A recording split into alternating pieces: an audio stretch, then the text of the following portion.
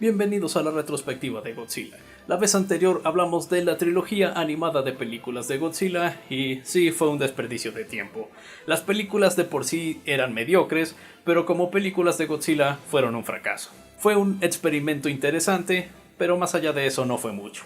Pero bueno, ya terminamos de hablar de esa trilogía, ahora por fin podemos centrarnos en la secuela de la película del 2014, la que empezó el Monsterverse. Así es, estamos hablando de Godzilla, el rey de los monstruos, el tercer capítulo en el Monsterverse. El segundo capítulo fue la película de Kong Isla Calavera, la cual es una buena película de monstruos y una buena película de King Kong. Vaya, en cuanto a todas las películas del Monsterverse, esta podría ser la que tiene más estilo, la recomiendo bastante. Si quieren ver mi opinión completa de esta película, vayan a ver mi retrospectiva de King Kong. Y vaya que esta secuela sonaba muy interesante. Después de todo anunciaron que no solo traerían de vuelta a Godzilla, sino que también traerían a King Ghidorah, a Mothra y a Rodan. Wow, empieza a sonar como una película de la era Showa, pero con el presupuesto de una película de Hollywood. Y bueno, ¿acaso valió la espera de 5 años este filme? Bueno, vamos a averiguar. Y en Godzilla, el rey de los monstruos, han sido 5 años desde los eventos de la película anterior y tenemos a la doctora Emma Russell que creó este aparato llamado el Orca. Con este pueden encontrar frecuencias para que puedan comunicarse con los monstruos, o como les empiezan a llamar a partir de esta película, los titanes. Esto llama la atención de este grupo ecoterrorista, el cual está liderado por un tal Jonah, interpretado por Charles Dance. Así es, el mismísimo Tywin Lannister. Esto se va a poner bueno. Secuestran a la doctora Russell para que puedan usar el Orca para despertar a varios titanes a través de todo el planeta y causar un montón de destrucción. Porque al parecer ellos creen que no solo los titanes son los verdaderos dueños del planeta Tierra, sino que su destrucción eventualmente lleva a el renacimiento de mucha vida biológica en todo el planeta.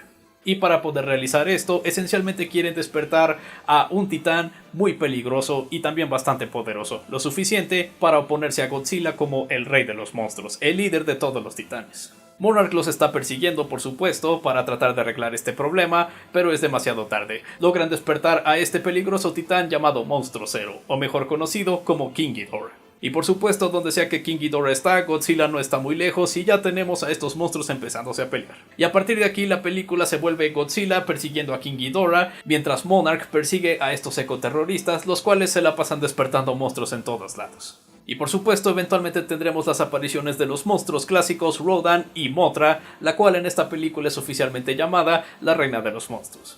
Godzilla, el rey de los monstruos es una película interesante definitivamente, porque en cierto sentido es exactamente la película que un fan de Godzilla querría. Es como una película de Toho, excepto que por supuesto está hecha en Hollywood, con el presupuesto alto de una película de ahí, y por supuesto tenemos estos increíbles efectos especiales y todo eso. Y la película de hecho comparte varias de las cosas que veríamos en una de las películas de Toho. Tendremos a varios monstruos, una cantidad sorpresiva de monstruos por supuesto, y son monstruos clásicos. Habrán varias peleas entre estos monstruos, habrán algunas secuencias que se dediquen específicamente a un monstruo. Tenemos cierta temática por supuesto, no mucho de ello, pero sí tenemos lo suficiente. Tenemos personajes que tienen que lidiar con luto o con pérdidas del pasado. Tenemos algunos personajes hablando de el ambientalismo y a veces las acciones muy extremas e inhumanas que se toman para tratar de salvar eso. Y también analizan un poco la extraña relación que deben tener los humanos con los titanes. Y cuando se hablan de los titanes, generalmente hablan de ellas como estas bestias de mitología, lo cual es bastante interesante. Vaya, incluso tenemos música que viene de las películas de Toho, rehecha para que esté en esta película americana. Vaya que para una película de Hollywood, esta le gusta ser muy fiel a las películas de Japón. Pero también por otro lado, puede llegar a ser demasiado como una película de Toho, es decir que también comparten muchas de las fallas que esas películas. Por ejemplo, tenemos una abundancia de personajes humanos, tenemos mucho enfoque a estos personajes humanos, algunas cosas interesantes pueden suceder con los monstruos, pero en su mayoría nos vamos a centrar en las cosas menos interesantes que hacen los humanos, que sí tendrá quizás algo que ver con lo de los monstruos de una manera superficial, pero algo que ver. Y eso por supuesto sin mencionar los detalles buenos y malos que son propios de la película. Es definitivamente algo interesante, tiene un montón de cosas que funcionan y un montón de cosas que no. Por supuesto hablemos entonces de la historia y de los personajes. La historia definitivamente está al nivel de algo que esperamos de Godzilla. Vaya, establece una amenaza tan grande que se siente como una situación que podría terminar en el fin del mundo. Estamos hablando de una situación que nos recuerda a películas como Godzilla Final Wars o Destroy All Monsters, donde tenemos a estos monstruos en todo el planeta haciendo un montón de destrucción. Y tenemos a varios militares tratando de pelear contra estos monstruos. Es como una especie de apocalipsis. Pero al igual que en esas películas, no siempre nos vamos a centrar en este interesante conflicto. No, muchas veces simplemente acompañamos a personajes que están lejos de los conflictos y por lo tanto no llegamos a ver mucho de las cosas interesantes que deberían pasar en esta historia. Y a pesar de ser una historia un tanto simple, hay ciertas veces donde parece que no se cuenta en orden o de una manera correcta. Tenemos un detalle en el que tenemos a la doctora Emma Russell y a su hija Maddie, interpretada por Millie Bobby Brown, sí, 11 de Stranger Things, las cuales son secuestradas por este grupo ecoterrorista, pero después se revela de que ellas de hecho se unieron a este grupo terrorista porque legítimamente creen en lo mismo que ese grupo ecoterrorista acerca de los titanes y todo eso, y eventualmente empieza un conflicto entre ciertos de los personajes porque resulta que no eran muy honestos, y la manera en cómo la película comunica todo esto es un tanto confuso. Es como que los detalles de revelación están fuera de orden. Entonces sí, es una historia potencial, pero desafortunadamente no nos centramos en las partes más interesantes. Y digamos que sí, ese es el problema. Tenemos personajes, muchísimos personajes humanos. Vaya, esta película se excedió en tener a personajes principales. Los principales se supone deben ser la familia Russell. Tenemos al padre Mark, interpretado por Kyle Chandler. Tenemos a la madre, Emma Russell, interpretada por Vera Farmiga. Y tenemos a la hija, interpretada por Millie Bobby Brown. Se supone que ellos son los personajes principales y son los que tienen más material en la película, pero al mismo tiempo no llegan a explotar tanto el material de estos personajes porque, bueno, no hay suficiente tiempo. Tenemos que dedicarnos a otros 12 personajes que están alrededor de ellos. Y la que lo sufre peor, por supuesto, es el personaje de Maddie, interpretada por Millie Bobby Brown, porque ella no se siente definida por nada de lo que pasa en la película. Y realmente no hace mucho, simplemente hace algo que provoca el clímax de la película y eso es todo. A partir de ahí es simplemente un detalle para rescatar o algo así. Y en serio, ¿por qué esta película tiene tantos personajes? Tenemos por supuesto a Jonah, interpretado por Charles Dance. Tenemos a todos estos miembros de Monarch que están yendo en la misión junto con el Dr. Russell. Entre ellos por supuesto el Dr. Serizawa. Él sí es un buen personaje todavía en esta película, pero desafortunadamente se deshacen de su asistente, interpretada por Sally Hawkins, a los 40 minutos de la película. Sí, de una manera similar de cómo se deshicieron de Bryan Cranston en la película anterior, también a los 40 minutos. ¿Acaso eso es una tradición que el Monsterverse quiere hacer? ¿Llamar a un actor famoso y tenerlo en un papel solo por los primeros 40 minutos? Pero sí, también tenemos a otros personajes interpretados por otros actores. El cast en general es decente, por supuesto que sí, pero muchos de estos personajes realmente no tienen suficiente material para que estén en toda la película. Tienen material como para que estén en una o dos escenas, pero desafortunadamente eso no los detiene de estar en toda la película. Tenemos a esta doctora interpretada por Yang Si, una de las actrices que de verdad me hizo darme cuenta de que me gustaban las mujeres cuando era niño. Un gran fanático de esta actriz definitivamente y adoro muchas de sus películas. Pero en fin, el punto es de que interpreta a esta doctora o a esta científica que nos da información de los titanes, los cuales nos dan sus orígenes míticos o algo así. Así que bueno, al menos nos da información de los monstruos y mucho de ello es muy similar a lo que escucharíamos en una película de Toho. Eso es bastante bueno, pero eso es todo lo que tiene este personaje. Aparte de eso, realmente nada en cuanto a personalidad o algo así. Pero se lo perdono porque está interpretada por Yang Si.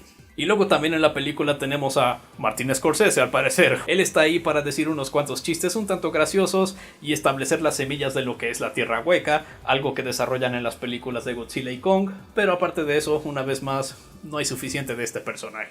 Y luego está el personaje de Sam. El personaje de Sam no debió haber estado en esta película. Es un personaje que se supone debe ser gracioso, pero nunca lo es y ahí está el problema. En serio, ¿por qué hay demasiados personajes en esta película? El único personaje que termina siendo decente es por supuesto el Dr. Serizawa, una vez más interpretado por Ken Watanabe, y de hecho le logran dar un buen final a este personaje en esta película también, donde esencialmente tiene que sacrificarse para darle una bomba a Godzilla, para que de esa bomba absorba la energía necesaria para enfrentarse a King Ghidorah una última vez. Sí, qué cosa más extraña, ¿no creen? El original Serizawa, el Dr. Daisuke Serizawa de la película de Godzilla del 54, sacrificó su vida para matar a Godzilla, mientras que este Serizawa, el Dr. Ishiro Serizawa, sacrificó su vida para que Godzilla pudiera continuar viviendo. Esa es una buena manera de darle honores a las películas originales y al mismo tiempo hacer algo completamente nuevo con tu película. Entonces sí, tendremos como a 30 personajes en esta película y 29 de ellos no necesitan estar ahí. Ya ven como la película de Godzilla Final Wars tenía a tantos kaiju al punto de que la manera en cómo usaron a muchos de esos kaiju fue decepcionante porque no tenían suficiente tiempo porque había muchísimos kaijus. Bueno, es el mismo problema aquí, excepto que con los personajes humanos. Hay tantos personajes que realmente no se da el suficiente tiempo de darle material satisfactorio a todos. Y sí, nos vamos a centrar mucho en estos personajes no tan interesantes, así que... sí, eso definitivamente es un obstáculo para disfrutar la película. Pero hey, al menos tenemos lo de los monstruos, lo cual todavía tiene sus problemas, pero también tenemos cosas increíbles. En la película anterior, varias de las escenas de los monstruos eran interrumpidas por algo que hacían los humanos. Eso molestó a mucha gente en la película anterior, aunque para mí eso fue parte de el estilo de la película. Querían hacer todo más realista, así que tenía sentido que muchas veces la cámara se iría lejos de los monstruos y se centraría en los humanos. Pero bueno, esta segunda película de Godzilla el Rey de los Monstruos no tiene ese estilo, definitivamente es una película con más glamour, por lo tanto se quiere centrar más en espectáculo y en permitir que los monstruos tengan sus escenas increíbles, por más ridículas que sean, eso no importa, el punto es que se vea increíble. Así que cuando todavía en esta película la cámara a veces se aleja de los monstruos y se centra en los humanos, sí, aquí sí llega a ser molesto, porque no estamos en el mismo estilo que la película anterior, no es necesario tener ese detalle en esta secuela. Por lo tanto sí se siente muy molesto cuando estamos viendo esta increíble escena de los monstruos y, bueno, a quien le importa, vamos a centrarnos en los personajes que no son nada interesantes. Eso llega a suceder muchísimas veces en la película, en serio, cada que los monstruos empiezan a pelear, inmediatamente cortamos a los humanos. Pero las partes de los monstruos que sí llegamos a ver, eso sí es increíble, es definitivamente satisfactorio. Por ejemplo, Godzilla y King Ghidorah se enfrentan 3 veces en la película. La segunda pelea es bastante corta, sí, pero son 3 veces que se pelean estos monstruos. Y todavía llegas a sentir que estos monstruos son gigantes y que hay mucho peso detrás de sus acciones, de sus movimientos, así que al menos todavía tenemos esa increíble sensación de cuando los monstruos se impactan el uno al otro o se lanzan poderes. Y por supuesto tenemos a otros monstruos clásicos como Rodan y Mothra. Y eventualmente tendremos algunos de estos monstruos haciendo equipo contra otro equipo de monstruos que está por ahí. Y sí, hay muchísimas escenas increíbles con los monstruos. Adoro en la primera pelea de Godzilla contra King Ghidorah aquí, donde vemos a Godzilla cargando su aliento nuclear, está listo para dispararlo, lo hace, pero luego King Ghidorah lo esquiva y contraataca. Ese es un gran momento, definitivamente. Y luego tenemos la escena donde Rodan sale del volcán y luego empieza a perseguir estas naves que son de Monarch y luego se encuentra con King Ghidorah en medio de una tormenta. Vemos muy poco de esta pelea, pero lo que vemos se ve increíble. Y en serio, toda esta secuencia de Rodan saliendo del volcán y peleando contra estos pilotos es una increíble escena. De hecho, diría que es de las mejores escenas del Monsterverse. Todo ahí está muy bien realizado, la cinematografía, los efectos especiales, el trabajo de edición, la coreografía, cómo se ve Rodan, la música, todo funciona ahí, es impresionante.